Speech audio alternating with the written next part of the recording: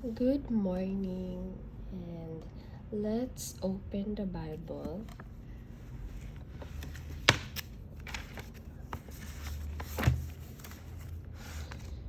In the book of Acts, chapter 5, 17 to 42. And this story about the apostles are again imprisoned.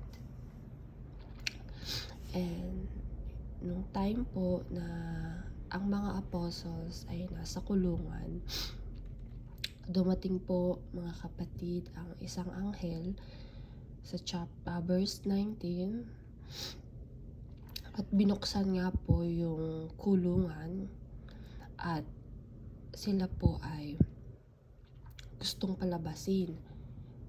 At sinabi po sa kanila ng anghel sa verse 20, "Go, stand, and speak in the temple to the people all the words of this life."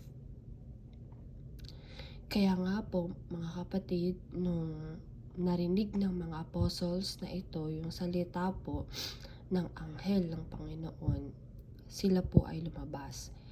At nang kinaumagahan nga po mga kapatid, yung mga priest nagpunta sa prison, hindi na po nila naabutan mga kapatid ang mga apostol sa loob.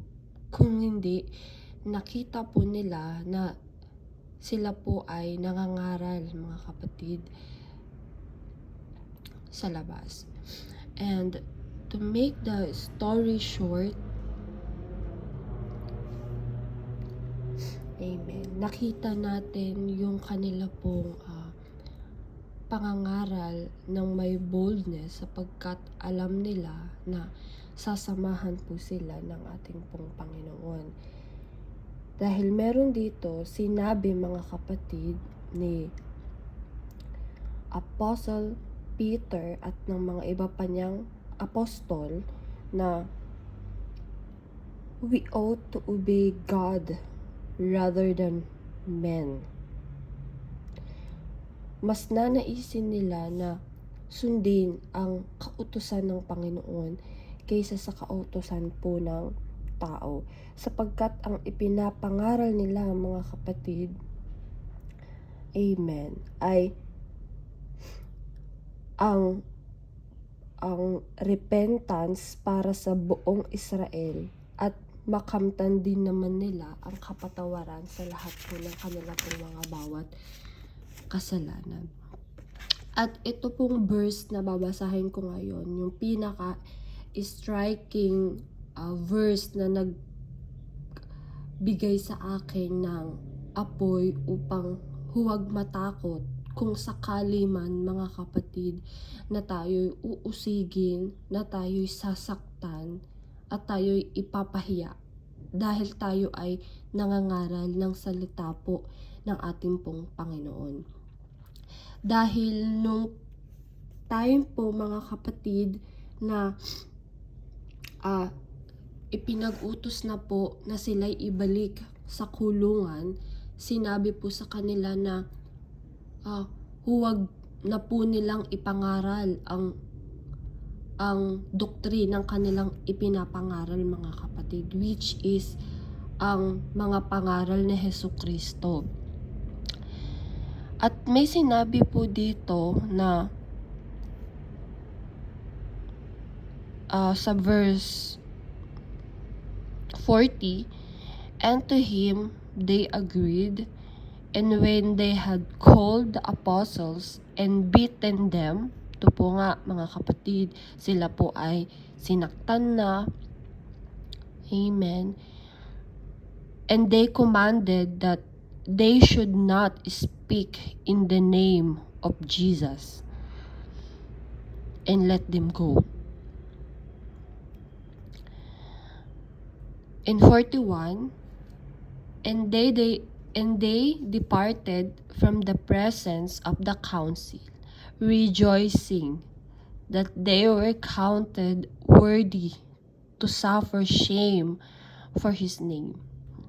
Nakaka-bless mga kapatid at tunay na encouragement yung buhay po ng mga apostol na kahit sila po ay pinagbawalan na ipangaral, ihayag mga kapatid ang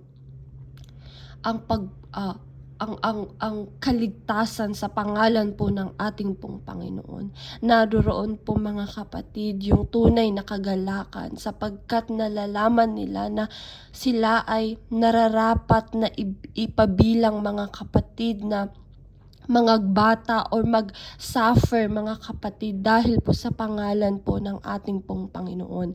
At hindi po sila natinag doon mga kapatid. Hindi po napatikom ng ang takot or ng pagbabanta galing sa mga